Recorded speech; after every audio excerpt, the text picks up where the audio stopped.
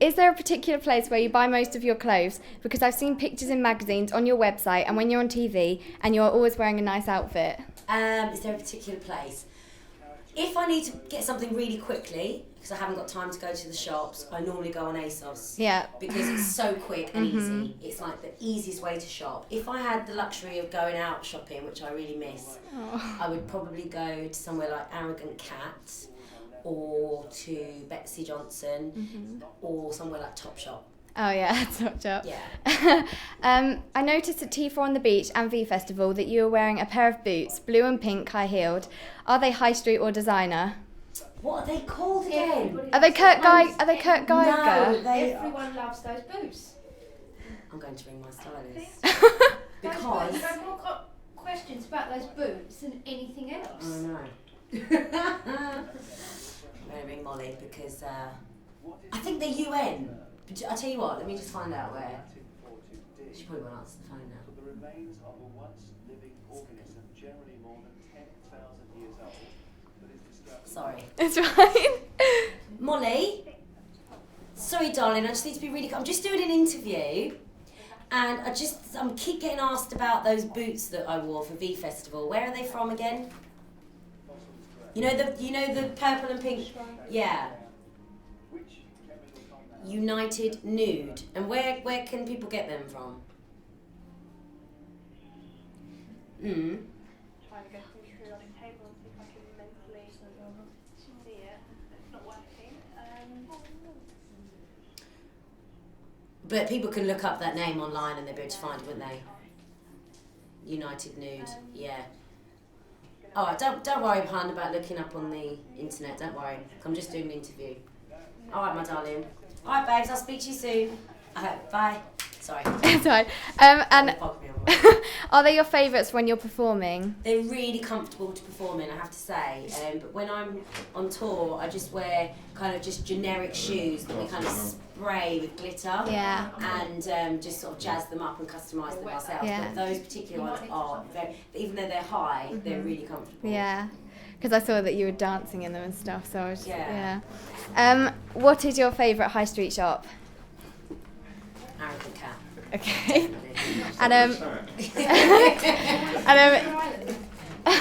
River Island, yeah. do you have a favourite designer brand? Do you have a favourite designer brand? I love Vivienne Westwood. I Yeah. love Betsy Johnson. They're probably my two favourite because they're really colourful. Yeah. What was your favourite part of actually performing on Strictly Come Dancing? Was it the dresses? It was everything, to be honest. Like the dresses was one of the most amazing things to be able to wear because they were handmade. Yeah. They were made and tailored to your taste, so you could. So you were allowed to stay on the dresses? Absolutely. My good friend Nicola actually designs the dresses on Yeah. Strictly, and so we would work together. We'd pull out tests from magazines and we'd say this design looks good, and we try and interpretate it into the Strictly world. And you can have so much fun with all the Yeah. stones and the tassels and the colours and everything. And so that's fun, but obviously the dancing was. Yeah. Who was your fashion icon growing up, and do you have one today? My fashion icon growing up. Oh, I always liked Kylie Minogue. Random, but I always did, and I still think she looks really chic. She's one of these people. I think she just always looks pristine, like just looks ready to go. Yeah. Always. I think I like Jennifer Aniston's style because I think she looks just always natural, just like quite effortless. Yeah. She's not trying too hard. But then I like the quirkiness of someone like Sarah Jessica Parker or Gwen Stefani, who is not afraid to experiment with fashion. Yeah. Many young girls look up to you and think of you as their fashion icon. If you could give those girls if you could give those girls one tip on fashion, what would it be? Don't do what I do, and that is overkill the pink. Because some days I'll go out of the house in pink tracksuit bottoms with pink Ugg boots and a pink top, and it's too much pink. So I would say my biggest fashion tip is that less is more. Oh, okay. Moving away from fashion, I am very interested in performing and have been doing so for a huge part of my life. I've had quite a lot of singing training, but less dance training. How much training have you had in these areas? Well, I never went to a stage school. I had dance lessons when I was 5 years old. I did like Irish dancing and ballet, and then I stopped because I couldn't afford to go to dance school. So I used to just dance at school with my friends. We used to make up routines, performing at school, and I didn't actually start singing professionally till I joined Mystique at the age of 18. Yeah. So I never really had any professional training. It was all kind of done by myself with my friends at school, and that was how we learned. Yeah. Yeah. You do a lot of dancing on stage. Are there any foods that you can suggest to dancers for a healthy diet? Oh, this is one of the biggest things that I struggle with. Because what happens is, especially on tour, we finish sound check and everybody goes to eat dinner, and the chef cooks the most amazing meals. And on the first few dates of the tour, I'd be like, yeah, dinner time, brilliant, big fat roast dinners. And then I'd be about to go on stage, and I suddenly realised that, you know, I still feel full up and I feel heavy, and actually I would be on stage dancing and singing and feeling quite sick. So one tip I would say is just make sure like you eat sensibly and small and often when you're doing shows and when you're dancing, because you've got to let the food digest. Yeah.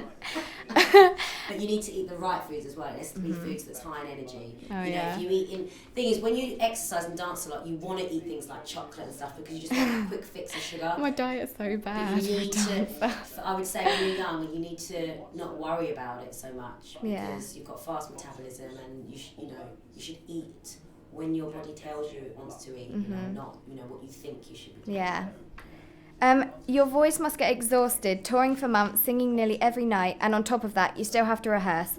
Have you got any tips on saving your voice for the singers reading this? Well, this is another area I struggle with, because I know I'm supposed to be quiet before a show, but I tend to talk a lot. One of the things that's a really good thing to do is steam. Like, get a bowl of hot water. Yeah, I've had to do that. Cover your head with a towel and steam for about 10 minutes. And after you've steamed, don't speak for about an hour. What it does, it helps bring all the lubrication back into your throat. And also hot water and honey. It's a really, really good one. And always doing vocal exercises. It's like an athlete. You can't just go out and run without stretching. Yeah. It's exactly the same. Your vocal cords, they're muscles, and they need to be treated with respect. So quiet time is really good. Have you ever tried the aspirin one, where you put aspirin in water and then gargle it and then spit it? It just, I don't know, it just helps to like loosen up your throat so you can sing better. Yeah, that's what I have to do. I will try that. You have done many charity events in the past, your most famous probably being the Kilimanjaro Project. Yeah. I read on your website that you are the ambassador for the Help a London Child charity. Yes. How did you get involved with that? Well, Help a London Child is a charity I've been involved with for a few years. Each year I try to do a few things for them, whether it's running for them, or going to one of their events, or going and launching the Help a London Child appeal. And because of my involvement with them over the last few years, they asked me if I'd like to be an ambassador. And I think it's an important one, because it's for children. You know, I have a few charities that I'm involved with for different reasons. Yeah. And I think, you know, I was absolutely honoured to be asked to be an ambassador. I think it's a big responsibility, and I take it really seriously. Yeah. I also read about your charity work for the Prince's Trust Youth Charity. Your Tea for Trust dress design is on sale on the River Island website on the 10th of November and in River Island stores on the 12th. How did you get involved with that project? Well, again, I was approached by the Prince's Trust. I like the idea of being involved with charity and doing something creative. And I think by designing a dress, which incorporates fashion, and then knowing that the proceeds to that are going to a worthy cause. I mean, I'm also an ambassador for the Prince's Trust. Yeah. And I think that is a perfect combination, isn't it? So then people not only get to wear something fabulous, they know that the money that they've spent is going to help somebody else. And I just think that it was a worthwhile cause. You got help from the River Island I staff, sat down didn't you? with the River Island team, and we basically designed it together. Yeah. And it was amazing going into the River Island store where they make all the clothes. It's incredible. So did you get to have it just how you wanted it, like the design and everything? Yeah, I mean, there was a couple of things that I would want to do that was more adventurous than they could actually do, but we came to a nice compromise. And one of the things I said to them when I went in was just that it has to have colour. So I'm a fan of colours, bright colours, bold colours, and what I find happens at winter, a lot of the designers and a lot of the stores think, right, it's winter, it's cold, let's make grey and brown clothes. And girls still want to go out and party, girls still want to go out looking like they look in summer, they want to look fabulous, so I thought colour was very important, so it's nice bright purple. Yeah. And how much is that in the shops for the I game? don't know. That's a good question. That's a really good question. £60. I don't know how to make that up. I might have read that somewhere. Yeah. I actually don't know how much it is. That's a good Okay. question. My feeling is, whatever price it is, it doesn't matter because the money is going to charity. Yeah. And that, I suppose it's a weird one. Like we have merchandise here that we sell, and my manager will say to me, "Oh, the jumpers are going for £40." Like £40? That's a rip off, But I suppose if it was £40 for a dress, and I knew that money was going to Prince's Trust, then I wouldn't mind spending it. And last question: did you prefer Fern Cotton's program or my interview? Yours, because you wasn't nosy. Okay, thank you very much. Thank you, darling.